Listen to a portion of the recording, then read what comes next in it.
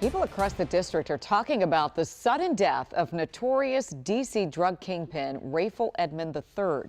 The Federal Bureau of Prisons confirmed the 60-year-old died yesterday at a halfway house in Florida.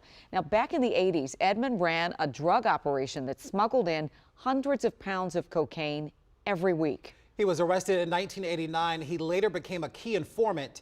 In return for his assistance, he was transferred from prison to a halfway house this past summer. 5 years ago, our dear friend and colleague, the late Bruce Johnson, anchored this half-hour special on Edmond, and we wanted to share some of that with you. It is highly educational tonight.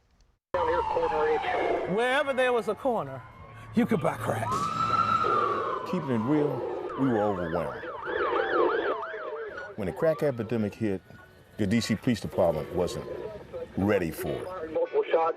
When crack was the hustle here in the nation's capital back in the 1980s, nobody, absolutely nobody, worked harder than Rayful Edmond III. In court, prosecutors said Edmond's enterprise brought in several hundred kilos of cocaine per month. It's believed that at its peak, his crack empire was allegedly taking in as much as $300 million per year. It was hell for a minute. Here, there was nonstop drug dealing, slingers on the street 24/7, and you had violence that would break out as young men and teenagers fought for turf. 24-year-old Rayful Edmond reportedly controlled as much as 60% of the crack market in D.C. He reportedly had more than 150 people on the payroll at one point. Rayful was never accused of murder, but no fewer than 30 slayings were blamed on his associates.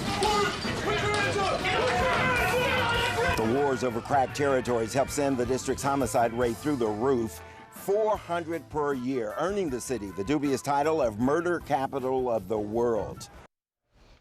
And that was our dear colleague Bruce Johnson from his 2019 special, Rayful Edmond, D.C.'s crack kingpin 30 years later. You can watch the full special on WUSA9.com and streaming on WUSA 9+.